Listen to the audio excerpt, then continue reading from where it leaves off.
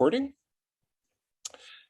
And we've had Judy join us one time last year, and it was just so amazing. We invited her back and she graciously accepted. So Judy's going to kind of give us a nice overview of some picture books that can really kind of lead the start of an inquiry into a STEAM or all of STEAM fields. So Judy, I'll swing it over to you. And if you guys have any questions, put them in the chat and we'll have a bit of time at the end to kind of answer any of your questions that you might have. Great. Thank you very much, Chris and Carolyn for hosting me today. I'm really happy to be here. So thanks all for joining. Quickly going to introduce myself. My name is Judy Halpern. I am a facilitator and consultant with Learning for a Sustainable Future. I am also an instructor in the Faculty of Education at Wilfrid Laurier University in Waterloo, Ontario. I am a picture book enthusiast, which brought me here today. I'm an active citizen and just naturally curious. So the goals for today's webinar, I'm going to start with the land acknowledgement. And I'm going to just start off by saying that, land acknowledgements have really become the norm to start any meeting or to start a gathering. And I'm really grateful that we are taking the time to do that. But I notice even in my classes that I'm teaching that sometimes the land acknowledgement becomes a little bit of a wah, wah, wah, wah, and mundane as we read where we're from and the land that we're acknowledging. I should acknowledge that I am coming to you from Ontario. So I know that I'm on the land of the Wendat and the Haudenosaunee and the Anishinaabe and the Mississaugas of the Credit First Nation. But I look for ways to make a land acknowledgement really meaningful if we're truly going to honor the Truth and Reconciliation Commission. So what else can we do besides just honor that? So here's a few ideas that have come to me recently from different meetings and webinars that I've attended. First of all, I wanted to consider the words from Robin Wall Kimmerer. So for those of you who are familiar with her adult version of Braiding Sweetgrass, she's just published a version for young adults. And this is adapted by Monique Gray Smith. And it's beautifully written, very readable and understandable for young adults. And one quote that I think really spoke to me about land acknowledgements is this: "The land is the real teacher. We all need, as students of the land, is mindfulness. Paying attention is a form of reciprocity with the living world. And by this, we receive the teachings with open eyes, open mind, and an open heart." So we ask ourselves, what does the land you're on compel you to do? And this is a rhetorical question. I'm not going to ask you to answer it now, but I ask my students to think about what simple actions can we take on the land to really make a meaningful connection. In terms of picture books, I wanted to share with you a new publication by Annick Press, just published this fall. And it's taken from a book called Walking Together by Elder Dr. Albert Marshall. And it's the story's inspired by the wisdom of the late Mi'kmaq spiritual leader and healer, Chief Charles Labrador of the Acadia First Nation from Nova Scotia, who said, "Go into the forest, you'll see the birch, the maple, and the pine. Look underground, and all those trees are holding hands. We as people must learn to do the same." The text is simple and to the point. The illustrations are beautiful. And again, it's a brand new publication from Annick Press, just out this fall. So 2 different ways to think about how we can make a land acknowledgement meaningful. So the goals for today's webinar is to explore the picture book genre for content teaching, particularly in the area of STEAM education. So I'm actually going to pick apart picture books and what makes them so great and meaningful and sometimes really just delicious to use. I want us to discover how the specific features of how a picture book is put together that can promote learning through an inquiry-based lens. And then finally, to help you build a library of picture book titles, both old, tried and true books and some new ones that help us to connect to STEAM topics. And I am going to just mention that as an organization, Learning for a Sustainable Future works to connect curriculum to sustainability education. We use the Sustainable Development Goals, or the SDGs, as a guide to ensure that as educators, we're making connections that matter in the real world for our students. The 17 Sustainable Development Goals are a call for action by all countries to eliminate hunger and poverty, to improve health and education for all, to reduce inequality, ensure sustainable consumption, production, clean energy, and inclusive economic growth, all while tackling climate change and working to preserve our oceans and forests, all by 2030. It's a pretty tall order. As educators, we have the opportunity every single day to reference these goals and draw connections to the real lives of our students. We're already doing this in our classrooms. Let's just make the connections known to our students so they too can see how their learning and actions matter. So I'm going to start off by giving you a brief definition of one of many of picture books, and we're going to go from there and see how we can build on this.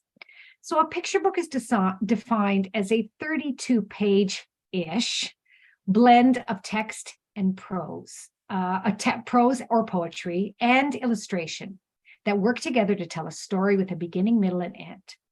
Most importantly, the words in the pictures share in revealing the story, so that sometimes what is not said in the text is shown in the illustration, and ideally one can't exist without the other. Sometimes you'll get a picture book that is written and illustrated by the same author who actually works to tell two different stories at the same time. So we're going to look at some examples. I always like to think about what would happen if Scaredy Squirrel got a job teaching science. And, you know, Scaredy Squirrel really hasn't taken science since high school. Now, I teach at the Faculty of Education, and many of my students come into the program as Scaredy Squirrels. So Scaredy Squirrel always has a warning. And in this case, particularly in this day and age, interesting, Scaredy Squirrel's wearing a mask and carrying hand sanitizer. Scaredy Squirrel insists that each elementary science teacher come armed with a box of Kleenex before entering the classroom. Of course, we've all experienced that ourselves. So here's Scaredy Squirrel and a few things that Scaredy Squirrel would be afraid of learning to teach science for the first time. Kids are going to ask questions that I don't know the answer to. Experiments never work the first time in front of my students. Things can blow up. And of course, what if I'm ever found out that I really don't know as much science as they think I do? So in good Scaredy Squirrel fashion, remember that if all else fails, playing dead is always a good option. But moving away from Scaredy Squirrel and getting into the real world, let's look at a book that really promotes the love of science. And in the back of your mind, keep in thinking that a picture book is a story told in words and pictures. Each makes an important contribution to how the story unfolds. So I'm going to introduce you to Archibald Frisby. He's as crazy as science as any kid could be.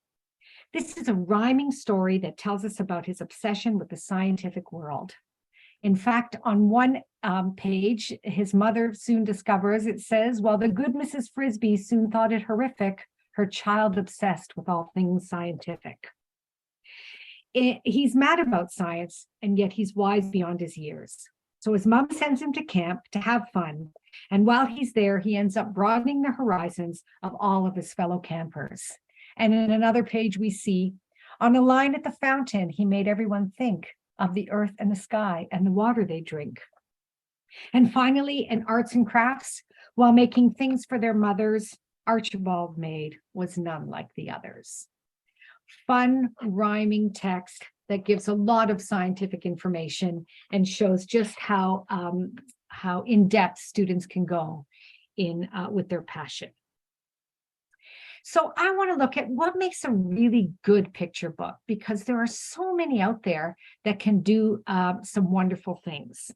So I want to start off by thinking about, in a good picture book, the whole has to be greater than the sum of its parts. The pictures have to do more than just reflect what's happening in the text. They have to find a way to move the story forward that the text can't do on its own. So it's kind of like this interplay of picture and text that's going to engage the reader on a deeper level. And Emily Gravett, who is one of my favorite British authors, I think does this beautifully. So I want to introduce you to an older book of hers called Wolves. And Wolves is a story about a rabbit who wants to know how dangerous wolves can be to rabbits. So I have this book, and it's got a beautiful jacket on it. So it's got a cover on the original hardcover book. And when I open the jacket, I actually get some information, an information bar about the story on the side. And that tells me, what do wolves really like to eat? It isn't little girls in red hoods. Now, just that alone, what I love is she doesn't have to come right out and tell us she's referring to Little Red Riding Hood. Everybody knows that story. So anyone who's looking at this, any child is going to quickly be able to make that text-to-text connection and go, oh, so this is a story, not Little Red Riding Hood. It also goes on to say rabbits shouldn't believe what they read in fairy tales, but this book has the facts. This book follows the National Carrot Curriculum. So again, she uses a lot of puns and ideas for adults that are going to draw us into the story. So we're going to just look at a couple of pages in the story, and I'll just briefly give you the Reader's Digest version of it. There is Rabbit is going into the library and is looking for a book on wolves.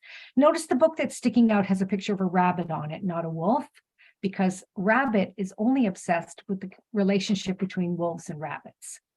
So then we see Rabbit's got his book now. He's got his book Wolves. And if I take the jacket off the book, the actual book, I see that red cover underneath that just says Wolves. And there it shows me how in the olden days, we used to take books out of the library, get my card stamped. And then we use some techniques that we use with children under comprehension skills, because when we're teaching children how to comprehend text, we give them ideas such as try and visualize what you read. So the text says, gray wolves live in packs between 4 and 10 animals. So there's Rabbit reading the book, visualizing these wolves packed in a box. And then it says they can, it's small. They can survive almost anywhere from the Arctic Circle. And there's a snowman in the shape of a rabbit, of course, because Rabbit's obsessed with being eaten. And even the carrot, that is generally the nose, is in the mouth. To the outskirts of towns and villages. And again, there's that reference to Little Red Riding Hood without mentioning in the text. The story goes on to tell us that wolves have sharp claws, they have bushy tails, and they have dense fur. It tells us that adult wolves have 42 teeth, and its jaws are twice as powerful as those of a dog. And then it tells us that wolves eat mainly meat. They like to hunt large prey, such as deer and bison and moose. But they also enjoy smaller animals like beavers, voles, and now for the first time, Rabbit, who's been obsessed with reading his book, sees where he is on the nose of the wolf and realizes this could be a problem, because the text on the next page just shows a scratched up, torn up cover of the book and a spit out, torn piece of paper that says rabbits. Now, we don't leave the book here, because it goes on to tell us that a good book for young children is a performance art between 2 covers. So these are quotes from well-known children's authors. And when I turn to the next page, it actually says the author would like to point out that no rabbits were eaten during the making of this book. It's a work of fiction. And so for the more sensitive reader, here's an alternative ending. Remember, the art and the text must go hand in hand like inseparable lovers, says Lois Ehlert. The next page shows us, luckily, this wolf was a vegetarian, so they shared a jam sandwich and became best friends and lived happily ever after. So for the young reader, that's a happy ending. But for the astute reader, we see that blood red sandwich that's a jam sandwich. The poor rabbit's head is kind of severed, but still hanging on by a thread. And it could be quite morbid if we let it. The book ends by saying, where's the humor in this book? On the very last page, we see the doormat of the rabbit and all his unopened mail, because he never did come home. A nonfiction book about wolves and rabbits, but with a lot of interesting twists. A book that makes you think. I also I think I want to build on that aspect of humor, and I look at some parodies that have been written. Goodnight iPad by Android. That's no mistake. And Goodnight Lab by Chris Ferry are both beautiful parodies of Goodnight Moon, written in the same format, but very topical and focused on their topic. The Extinct Files by Wallace Edwards models really good scientific reporting, but in a humorous way. The description for this book reads, with the aid of stunning eyewitness accounts, The Extinct Files, My Science Project, details the habitat, diet, grooming, health, fitness, communication, and recreation of the contemporary dinosaur, and much more than that. Wallace has done his homework, and it shows. His project follows a tried and true scientific method, and it contains page after page of beautifully illustrated photographic evidence. But the shocking conclusion shows that today's dinosaurs guard their privacy fiercely. In the same vein, with the same sense of humor, I love the book Carnivores by Harold Reynolds. And this book tells us that the lion is the king of the jungle, the great white shark is the sovereign of the seas, and the timber wolf is the emperor of the forest.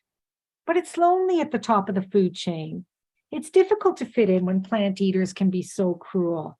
Just because you ate a relative of theirs one time, what's a carnivore to do?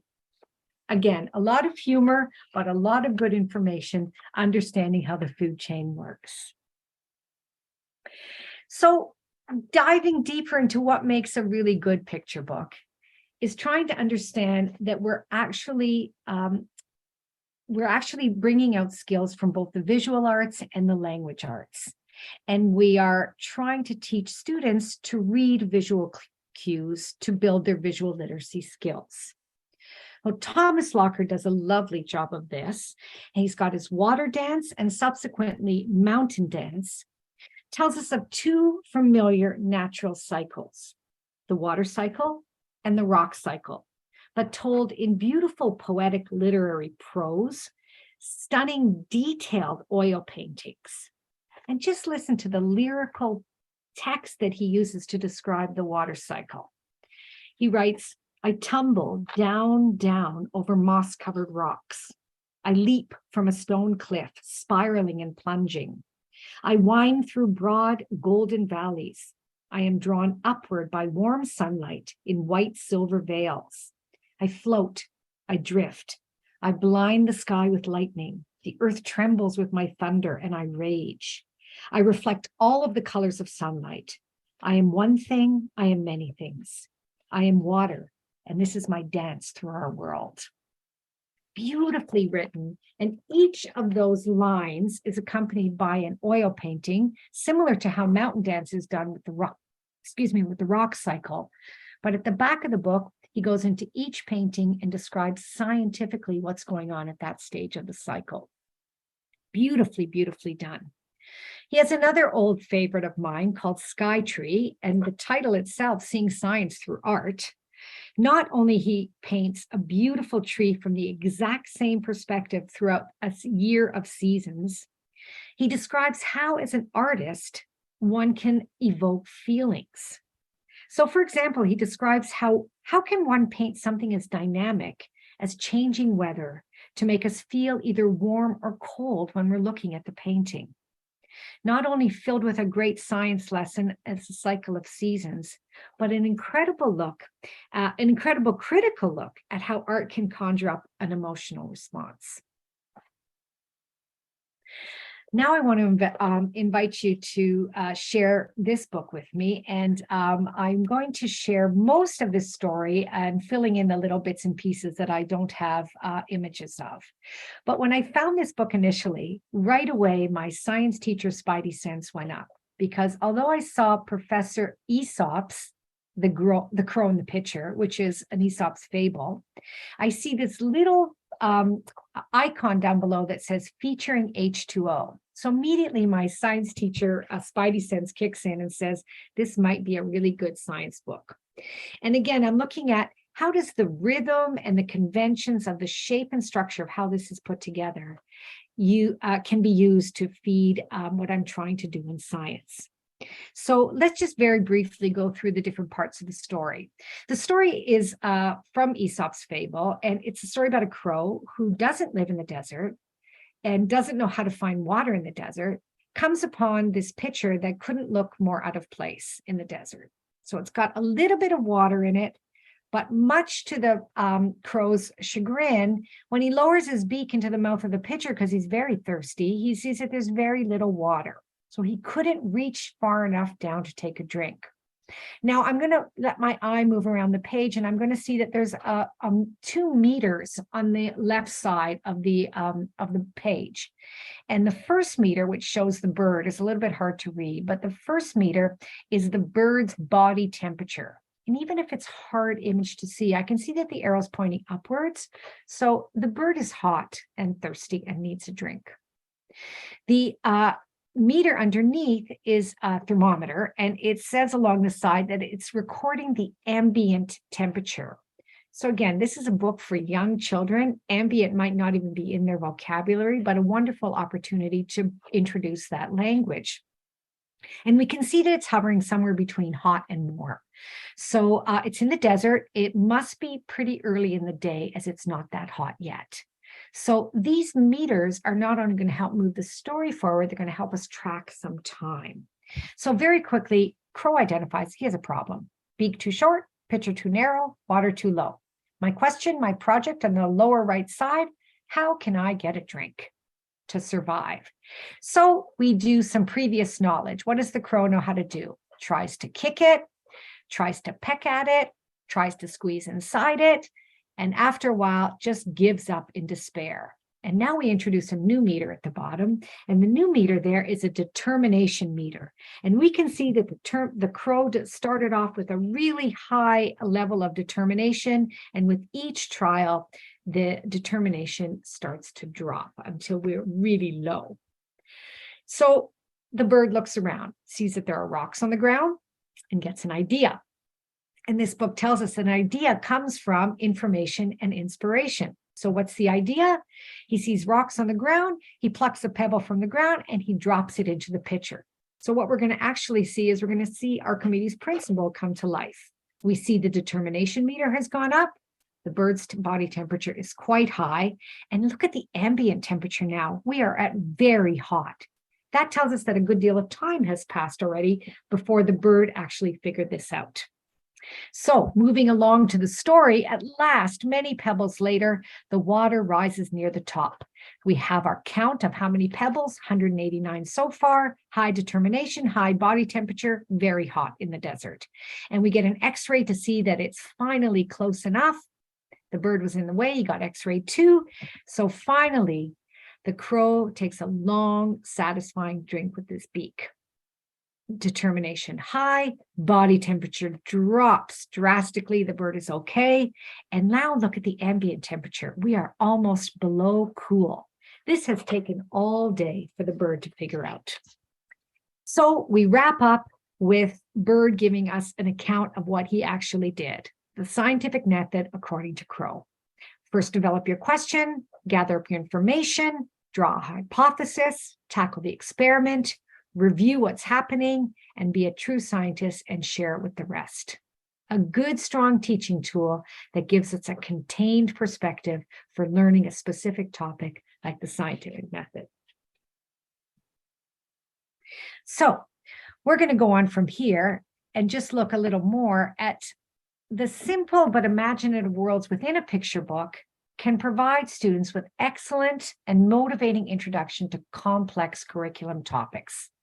So this is where I particularly think that picture books are valuable, because there aren't many stories about a lot of difficult science concepts. So I look at this one. How do you lift a lion? Well, did you ever try to lift a lion? You'd have to be awfully strong if you did. And then the story explains that with a lever, you can lift a heavy weight without much effort. So here's my introduction to simple machines. And I got to say, there's not a lot of stories about simple machines. So a great way to introduce a topic. So I want to now dive into the features of a picture book that actually bring us, bring the genre to a potential inquiry. And first, I want to look at the specific design and format of the actual physical book. Again, Emily Gravett is a favorite of mine. She's done a lot of books for very young children and a few books for older children that are very quite sophisticated. And this one, I think, is one of her most sophisticated. So the rabbit problem. The story is formatted as a calendar. There's even a hole at the bottom of the cover, which I used to be a bookseller. When I first got the book, I thought it was damaged. But as it turns out, this is all part of the formatting. Not only is it written as a month-by-month calendar with scribbling all over each page, just as my calendar looks at home that's hanging on the wall, each month gives us vital information and a different format of text. So, for example, in January, when the rabbit is very lonely, there's an invitation to join the rabbit. And subsequent months bring a baby's first year diary, including an ultrasound picture of a baby rabbit, as the one from the rabbit from January who invited friends is now pregnant. There's an instruction book on how to knit, because in February, the rabbit's very cold. A ration book for when the food is scarce. And in July, while they're waiting for seeds to grow and the rabbits are bored, there's a full-blown newspaper in the book that gives the story of the Fibonacci sequence, which is what this storybook is actually about. There's a cookbook, an exercise chart, a graph, and finally, even in the exercise chart, you even see yoga moves such as downward facing rabbit. So let's get into the features of this book. When you first open the book, there are these pages known as the end plates or the end papers. And usually here, what happens is we get a little peek into the concept that the book is trying to teach without it ever mentioning it in the text. They're usually there to enhance the mood and really don't give us much more than that. It's sort of a tantalizing taste into what's coming. You can see on the far right is a picture of the January. So you can see there's a little invitation there and scribbling all over. But most importantly, here we see what the story is really about. It's about how the Fibonacci sequence was developed. It was the rabbit problem. And it says right on the board, here's the problem. If a pair of baby rabbits are put into a field, how many rabbits will there be at the end of each month and at the end of the year? And each page not only shows us what's going on month by month, but in the top part of the calendar, you'll see a count using the Fibonacci sequence of how those numbers multiply. Really brilliantly, beautifully done. Speaking of end plates, If I Built a Car by Chris Van Dusen, we see a variety of wild car blueprints. Well, in the Crow in the Picture book that I read to you earlier, we see in the cover here how diurnal animals, those who are awake in the daytime, survive and find water in the desert because they live there, unlike the crow who is out of place. And in this particular book, in the back end plate, we see the nocturnal animals and how they find water. Never mentioned in the text, but lots of good information that teachers can tease out. Right, even from the beginning of the book, you'll get some dedications that are purposely done with the theme in mind. So again, I mentioned If I Built a Car by Chris Van Dusen. His dedication is, this book is dedicated to my mom and dad, who jump-started my curiosity, fueled my creativity, and changed my crayons every 3,000 miles. So again, a fun play, but a way to introduce the topic of the story. Borders are interesting too, and Jan Brett is famous for using her borders to very specifically and purposefully move the story forward and review what's already happened. They're usually the part of the page that doesn't have any image or text on them. It can be simple or can be very complex and intricate. Overall, they tend to want to build on the overall tone of what's going on in the story, but through images only. And again, in the mitten, Jan Brett uses it to tell us what's coming next and to review what happened before. And then if we're looking at visual literacy skills, graphics can be used in a way to teach how to read and how to create visual literacy. For example, this book called, it's a new book by Stuart Murphy, who is a mathematician and writes wonderful math stories that tell math concepts in them, called Show and Tell, Great Graphs and Smart Charts. Each project in this book shows how to build a chart or a graph, and he ties it all together with a creative infographic that puts the A in STEAM education. And it writes, when you read the description of this book, whether used as an introductory aid or to underscore previous knowledge by students, this book can prepare today's visually savvy children to succeed in school by analyzing the visual world around them. And if we consider this, we use our visual literacy skills on a daily basis. But we realize in elementary school that we have to explicitly teach children how to read and use their visual literacy skills. We also have to consider how our eye moves across the page. So this image comes from David Wisner's June 29, 1999. And just by looking at this picture, what do we understand about Hawley's experiment? Just by letting our eyes move across the page from the bottom left to the upper right, which is the natural eye movement as we're reading a text. So if we let our eyes just move around, we see all kinds of information, all kinds of things that Hawley is involved with to try and get an understanding of why she's so interested in creating this experiment about releasing her vegetables out into outer space. And of course, on the very last page of this book, we see what really happened to Hawley's vegetable experiment. Everybody loves a mysterious ending. Not really sure how they got there or what got there. Perspective.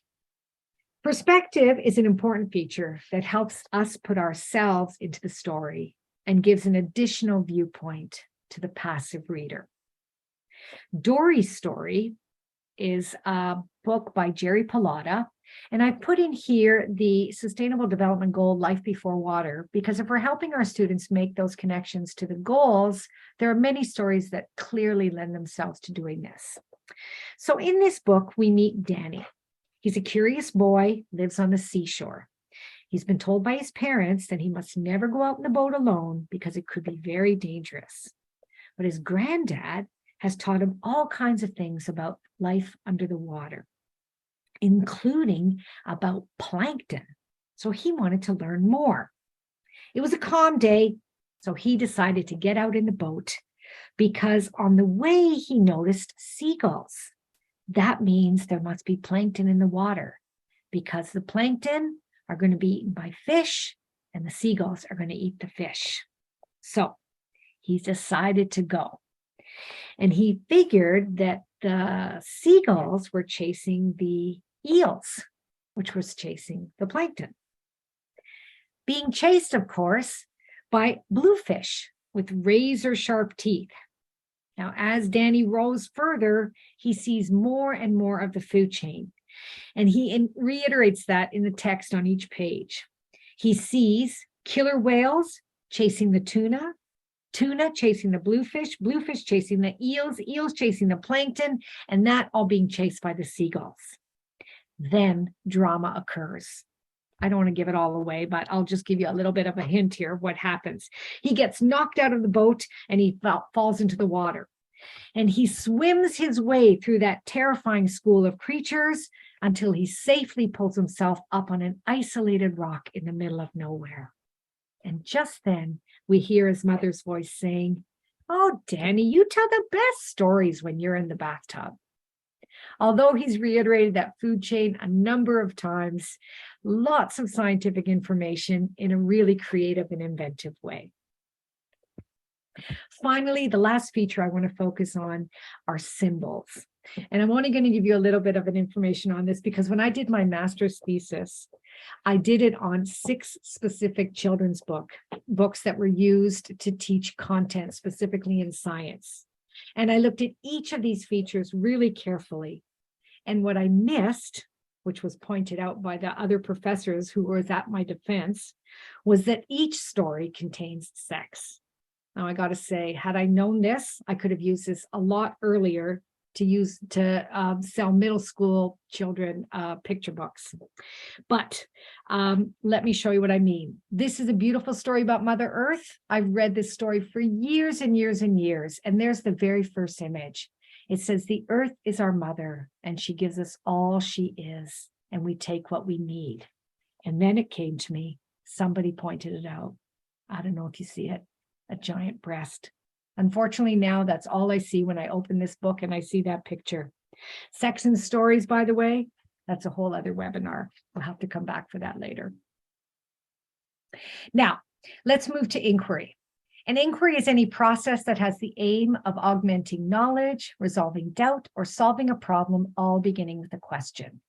So a storybook that has a question in the title is already an invitation to start an inquiry. How did that get in my lunchbox? What do you do with an idea or other books in that series? What do you do with a chance? And what do you do with a problem? What if everybody did that? What do you see when you look at a tree? All of these ask questions, but we have to understand that it requires more than simply answering questions or getting the right answer, because what we need to do is ask questions that we can actually investigate. So I'm going to move to introducing you to a story where our questions are actually created into investigable questions.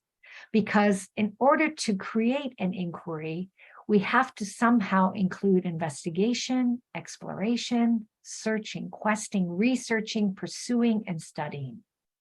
So we need to go beyond just asking the question and getting the right answer, but asking questions that we can actually test. So 11 whoa, what just happened? Sorry, my screen share just, sorry, going back. 11 experiments that failed. This is a wonderful, cheeky book about a young girl who's a wannabe scientist. She asks questions and she thinks that she can test them. She rephrases her questions to form her hypothesis.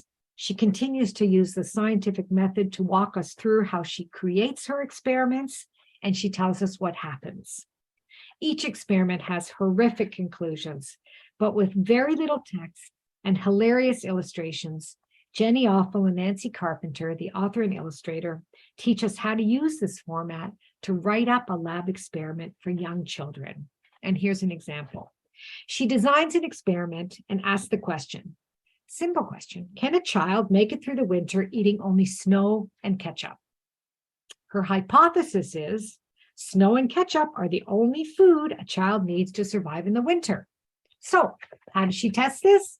Number one, she gets her little brother, and he's going to be the test subject. Number two, she makes a snowball. Number three, she covers it with ketchup. Number four, she feeds it to her brother 3 times a day. Number 5, she repeats this step throughout the winter months. What was her conclusion? He developed brain freeze, and his love of ketchup is wavering. Fun conclusions, silly answers. And the beauty of this book is all 11 experiments can be read in any order. It's not a book that you have to read from one cover to the other. You can just do one experiment a day. Lots of fun stuff. Fairy Science is a new book by Ashley Spires. Ashley Spires wrote The Most Magnificent Thing. And it's about Esther, the fairy, who doesn't believe in magic. But fairies are all about magic. So despite Esther's best efforts to reveal the science of their world, no matter how hard she tries, her and her bird, Albert, try to explain the science of what the magic is happening. For example, she tries to explain that rainbows are actually refracted light rather than a path to gold, or that mist is water evaporating rather than an evil omen, or the importance of the scientific method. Her fairy mates would rather just do magic. So when other fairies' solution to helping a dying tree is to do a mystical moonlight dance, Esther decides to take it upon herself to resuscitate the poor tree. With a scientific method, some hypothesizing, and a few experiments, the heady conclusion that trees need sunlight to survive. And Esther saves the tree. And Lego Man in Space is a true story of how Matthew Hull and Asad Mohammed, two grade 10 students, set out to launch a Lego Man into space for a science fair project. And they succeeded. There are some wonderful YouTube videos of their success and how they went about the whole thing. A great fun story. Even in kindergarten, we use observations and recording skills to inquire. So this is a story about Rex. Rex is our class pet. Every day, someone gets to take Rex home. Rex is an iguana.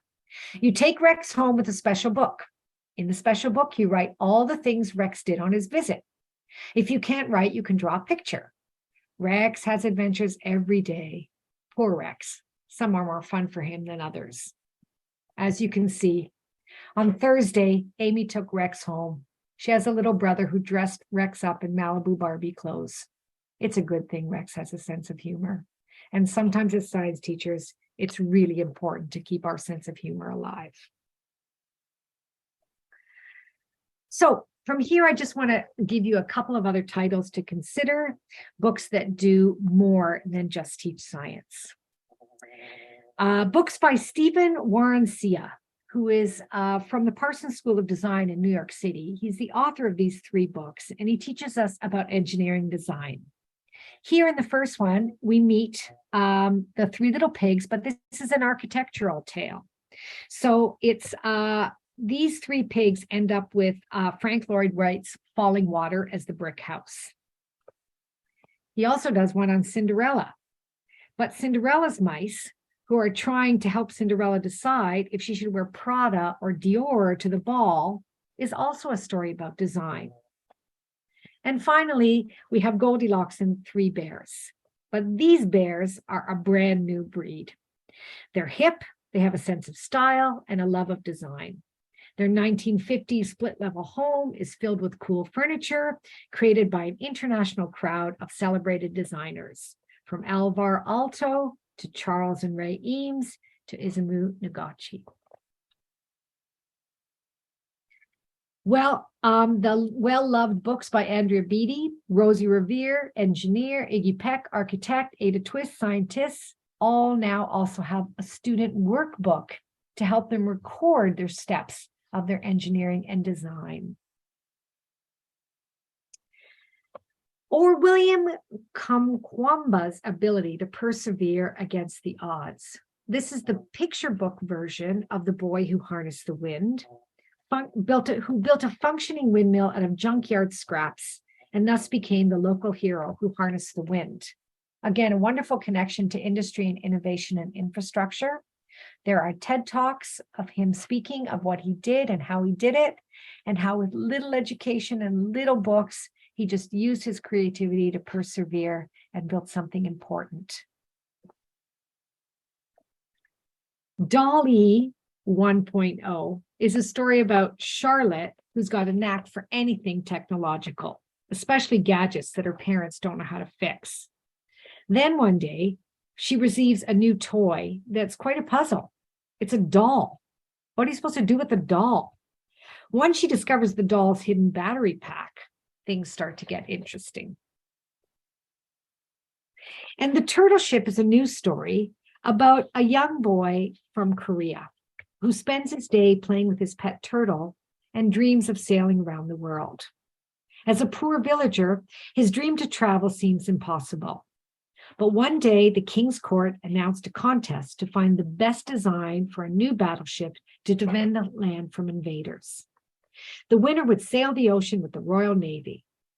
Turning to his turtle for comfort, he notices how his pet turtle is small but mighty, slow but steady, and impossible to sink. Based on a true story, we learn how the world around us can inspire innovation. Whether we're learning about the true story of Nikola Tesla's ingenious ideas, including the electric car, to learning about a young mathematical genius from India who searches for the secrets inside hidden numbers, and from someone who understands them, it's gorgeous picture book biography. And then learning about what the world would be like if we were gone. Water, air, sunlight, plants. We need these elements to live in this world. But does the world really need us? What would happen if humans were gone? John Coy's insightful text explores how nature would reclaim the planet. Back Matter gives us further context and discusses what kids and all of us can do to truly help our planet. And dare I say that during the pandemic, we did see what happens when humans go quiet and let the world come back. A couple of last, again, stories to shape our emotional understanding. A couple of last stories, 50 climate questions, follow your stuff, human footprint, all nonfiction books, not picture books, but age-appropriate ways to support science teaching and learning.